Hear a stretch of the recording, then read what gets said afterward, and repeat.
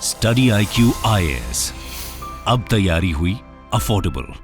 नमस्कार दोस्तों, अमेरिका के इतिहास में पहली बार ऐसा हुआ है, मतलब उनका जो 300 साढ़े 300 साल का जो पूरा इतिहास है, पहली बार ऐसा हुआ है कि वहां की एक राज्य की सुप्रीम कोर्ट ने किसी फॉर्मर प्रेसिडेंट को चुनाव लड़ने से डिस्क्वालीफाई कर दिया हो। मतलब आपको पता ही है कि 2024 में यूएस के अंदर प्रेसिडेंशियल इलेक्शन है और उसमें ट्रंप ने ऑलरेडी कह दिया था कि मैं वापस से चुनाव लड़ूंगा, क्योंकि अमेरिका के अंदर आपको पता है कि आप 2 टर्म के लिए प्रेसिडेंट बन सकते हैं। तो डोनाल्ड ट्रंप ऑलरेडी 2020 तक प्रेसिडेंट थे, एक टर्म उनका हो चुका है, दूसरे टर्म में वो बाइडेन से हार गए थे। तो ट्रंप का कहना था कि 2024 का इलेक्शन वो फिर से लड़ेंगे और उसको जीतेंगे। खैर, यहां पर आप देख सकते हो US Colorado court disqualifies Donald Trump from presidential primary ballot. तो इसको हम डिटेल से जानेंगे कि एग्जैक्टली हुआ क्या है, क्या चल रहा है, नियम क्या कहते हैं, बहुत कुछ आपको जानने को मिलेगा। इनफैक्ट भारत के और अमेरिका के पर्सपेक्टिव से यहां पर काफी सारी चीजें आपको पता चलेंगी। चलिए आगे बढ़ते हैं, लेकिन उससे पहले ध्यान रखिएगा, आप में से जो भी लोग यूपीएससी की तैयारी कर रहे हैं,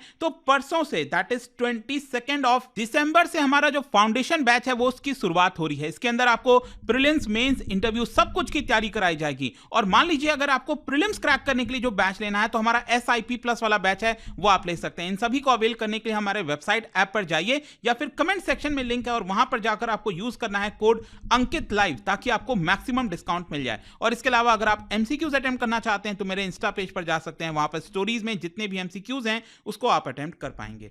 चलिए शुरुआत करते हैं और सबसे पहले तो ये देखते हैं कि एग्जैक्टली हुआ क्या है। देखिए, supreme court in the US state of Colorado. अब आप में से कई लोग सोचेंगे कि भारत में तो एक ही सुप्रीम कोर्ट होता है, तो वहां पर ये कोलोराडो वाला सुप्रीम कोर्ट क्या है। देखो मैं आपको बताता हूं, अगर आप अमेरिका के अंदर देखोगे ना, तो वहां पर जितने राज्य हैं, जो स्टेट्स हैं, अब आपको पता ही होगा वहां पर टोटल 50 स्टेट्स हैं अमेरिका के अंदर, तो हर एक राज्य का जो हाईएस्ट कोर्ट होता है वहां पर, उसको भी सुप्रीम कोर्ट कहा जाता है। जैसे यहां पर आप देख सकते हो, यह है आपका कोलोराडो, तो ये जो स्टेट है उनका खुद का सुप्रीम कोर्ट है। और वैसे ही पूरे अमेरिका के लिए जो एक सिंगल कोर्ट है उसको कहा जाता है Scots, SCOTUS, that is supreme court of the United states, right. तो ये स्कॉटस होता है जो पूरे अमेरिका के लिए होता है, जिसके अंदर 9 जज होते हैं और वही एक साथ मिलकर फैसला सुनाते हैं। लेकिन उस तरह से अलग अलग राज्यों में भी उनका सुप्रीम कोर्ट होता है। तो क्या हुआ है कि जो कोलोराडो वाला सुप्रीम कोर्ट है, उन्होंने फैसला सुनाया है कि जो डोनाल्ड ट्रंप हैं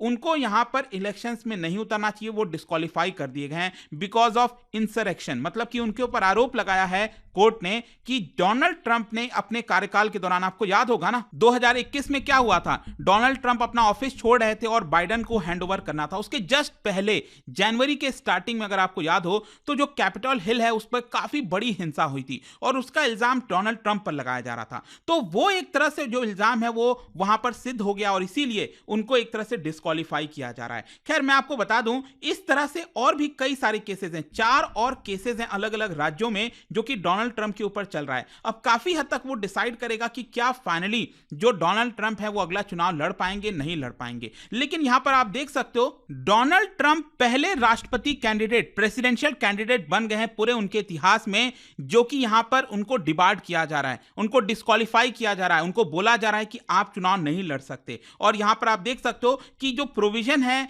यूएस के कॉन्स्टिट्यूशन में, बहुत कम, मतलब बहुत रेयर उसका इस्तेमाल हुआ है, वो प्रोविजन का इस्तेमाल डोनाल्ड ट्रंप के ऊपर किया गया। वो मैं आपको आगे बताऊंगा एग्जैक्टली क्या इस्तेमाल किया गया है, कॉन्स्टिट्यूशन में क्या लिखा है। लेकिन क्वेश्चन यहां पर सबसे पहला यही आता है कि आखिरकार ट्रंप को डिस्क्वालीफाई क्यों किया गया है। देखो, जो कोलोराडो वाला सुप्रीम कोर्ट है, उन्होंने यह कहा है कि डोनाल्ड ट्रंप का जो रोल है वो सिद्ध होता है। मतलब 6 जनवरी 2021 को ये कैपिटल हिल है, आपको पता है ये जो कांग्रेस होती है ना, जैसे भारत में पार्लियामेंट कहते हैं, उसमें लोकसभा राज्यसभा, वैसे ही यहां पर आपको वहां का जो हाउस ऑफ रिप्रेजेंटेटिव्स और जो सेनेट है वो देखने को मिलता है। तो वहां पर बहुत बड़ी हिंसा आ गई थी एक तरह से, और डोनाल्ड ट्रंप के सपोर्ट में आ गए थे। इनफैक्ट वो तो अंदर भी घुस गए थे, इसके बहुत ही भयानक सीन था, मुझे याद है। और जैसे ही सुबह सुबह मैं उठा, उस तरह से वीडियो आपके लिए लाया था उस समय 2021 में, तो ये बड़ा ही भयानक सीन हुआ था उस समय। सोचिए पार्लियामेंट में, जैसे अभी आपको याद होगा 2 लोग कैसे घुस गए थे भारत के पार्लियामेंट में और उसको लेकर कितना बड़ा इशू हो गया है। तो आप सोचिए इतनी बड़ी भीड़ उनके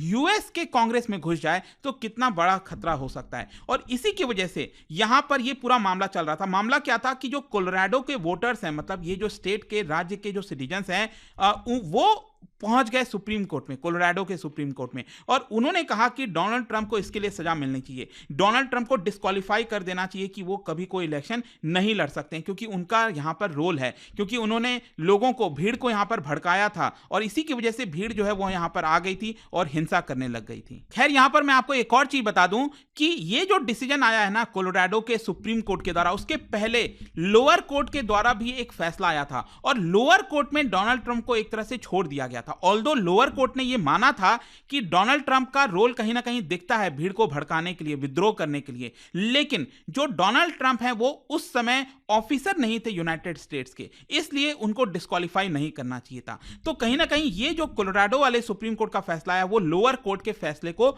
एक तरह से पलट देता है। और जहां तक ट्रंप का सवाल है, तो जो ट्रंप के लॉयर हैं उन्होंने कहा है कि यहां पर ट्रंप का जो रिमार्क था वो बहुत ही नॉर्मल था और वो फ्रीडम ऑफ स्पीच के अंदर आता है। यहां पर इसकी वजह से डोनाल्ड ट्रंप को सजा नहीं मिलनी चाहिए, मतलब डोनाल्ड ट्रंप को डिस्क्वालीफाई नहीं करना चाहिए उस पर्टिकुलर इंसिडेंट की वजह से। ये डोनाल्ड ट्रंप की तरफ से आप कह सकते हैं डिफेंस था। खैर, क्वेश्चन अब यहां पर यह है कि जजों ने, मतलब कि यूएस का जो कोलोराडो का सुप्रीम कोर्ट है, उन्होंने क्या रूलिंग दी है। मैं आपको बता दूं कि वहां का जो 14th अमेंडमेंट है यूनाइटेड स्टेट्स के संविधान में, अगर आप देखोगे उसका जो 14th अमेंडमेंट है उसका सेक्शन 3 ये इस्तेमाल किया गया है और कोलोराडो की सुप्रीम कोर्ट ने 4-3 के मेजॉरिटी से, मतलब कि 7 जजों का ये बेंच था और इसमें आप देख सकते हो 4 ने फेवर किया कि हाँ डोनाल्ड ट्रंप को डिस्क्वालीफाई कर देना चाहिए और 3 ने कहा कि नहीं करना चाहिए। तो स्प्लिट फैसला था। खैर, जो भी है, यहां पर बेसिकली अब यह हुआ है कि क्योंकि वो प्रेसिडेंट के पद पर नहीं बने रह सकते, डोनाल्ड ट्रंप प्रेसिडेंट नहीं बन सकते, इसी की वजह से सुप्रीम कोर्ट ने यह कहा है कि जब वो प्रेसिडेंट बन ही नहीं सकते तो उनको एज अ कैंडिडेट खड़े होने का भी कोई हक नहीं होता। अब देखो, अमेरिका के अंदर एक चीज और समझ लीजिए आप, ये भारत की तरह इलेक्शंस नहीं होता है। वहां का जो प्रेसिडेंशियल इलेक्शन होता है वो 2 पर्सन के बीच में डायरेक्ट फाइट होती है, लेकिन वो 2 पर्सन कौन होगा? जैसे भारत में जो 2 मेजर पार्टीज हैं वो कौन है? एक है आपका बीजेपी एक तरफ, दूसरी तरफ कांग्रेस है, राइट। लेकिन वहां पर अगर आप देखोगे तो जो 2 मेजर पार्टीज हैं, एक है आपका रिपब्लिकन पार्टी जिसको कंजर्वेटिव पार्टी कहा जाता है और दूसरा है democratic party. Democratic party basically Biden वाली पार्टी है और जो रिपब्लिकन पार्टी है ये ट्रंप वाली पार्टी है। तो एक्चुअली है क्या कि रिपब्लिकन पार्टी की तरफ से कौन कैंडिडेट होगा और डेमोक्रेट पार्टी की तरफ से कौन कैंडिडेट होगा, इसका फैसला उन पार्टीज के अंदर भी होता है। अब बेसिकली क्या है ना कि उनका इंटरनल डेमोक्रेसी भी है। भारत में तो क्या है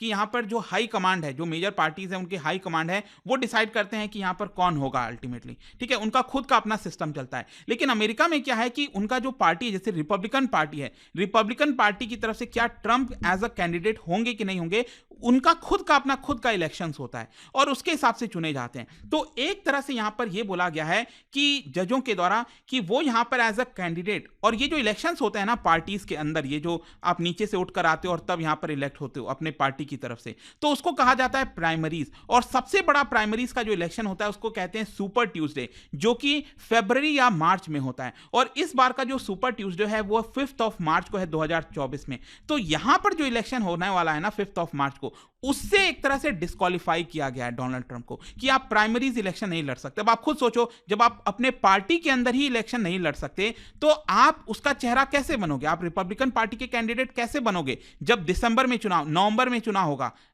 2024 में, राइट? तो यही आई होप कि आपको समझ में आ गया होगा कि प्रोसीजर क्या होता है और कहां से डिस्क्वालीफाई किया गया है। लेकिन इसके साथ साथ एक और बहुत इंपॉर्टेंट चीज है जो आपको पता होनी चाहिए, और वो ये है कि जो कोर्ट है, जो कोलोराडो का सुप्रीम कोर्ट है, उन्होंने यहां पर अपने जजमेंट को 4 जनवरी तक होल्ड पर भी डाल दिया है। क्यों? ताकि डोनाल्ड ट्रंप स्कॉटस को अपील कर सकें। स्कॉटस मैंने आपको पहले ही बताया ना, जो पूरे अमेरिका का जो सिंगल कोर्ट होता है ना, जो सुप्रीम कोर्ट सबसे हाईएस्ट कोर्ट होता है, उसको कहते हैं Scots, that is the supreme court of the United states. तो यहां पर डोनाल्ड ट्रंप एक तरह से उनको मौका दिया गया है कि आप जाइए और जो सबसे हाईएस्ट कोर्ट है, आप हमारे फैसले को चैलेंज करना चाहें तो चैलेंज कर सकते हैं।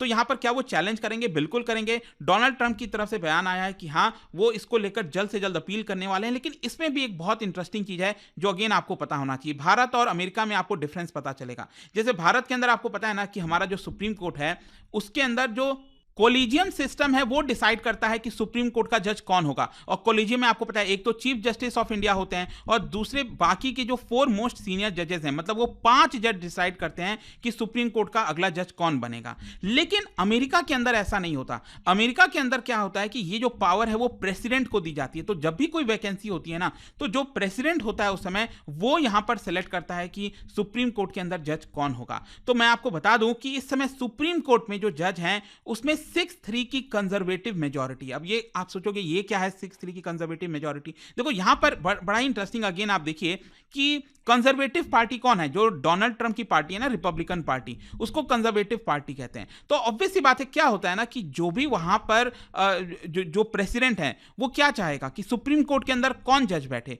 वो यही चाहेगा ना कि उसके पार्टी के विचारधारा से मिलते जुलते जो लोग हैं वो एक तरह से सुप्रीम कोर्ट के जज बन जाएं। तो डोनाल्ड ट्रंप जब यहां पर थे, जब प्रेसिडेंट थे, तब उन्होंने कई लोगों को सुप्रीम कोर्ट में अपॉइंट किया था और इसी की वजह से आज के डेट में माना ऐसा जाता है, देखो कोई ये ऑफिशियल नहीं कहा जाता है लेकिन ऐसा माना जाता है कि जो 9 जज हैं, अब ध्यान रखिएगा अमेरिका में क्या होता है कि 9 जज ही होते हैं वहां के सुप्रीम कोर्ट में। वहां पर हमेशा जब भी कोई केस आएगा तो 9 जज मिलकर फैसला लेते हैं, हमेशा वैसे ही होता है। तो इस समय सुप्रीम कोर्ट में अमेरिका के 6 जो जज हैं वो कंजर्वेटिव पार्टी की, मतलब कंजर्वेटिव विचारधारा वाले हैं।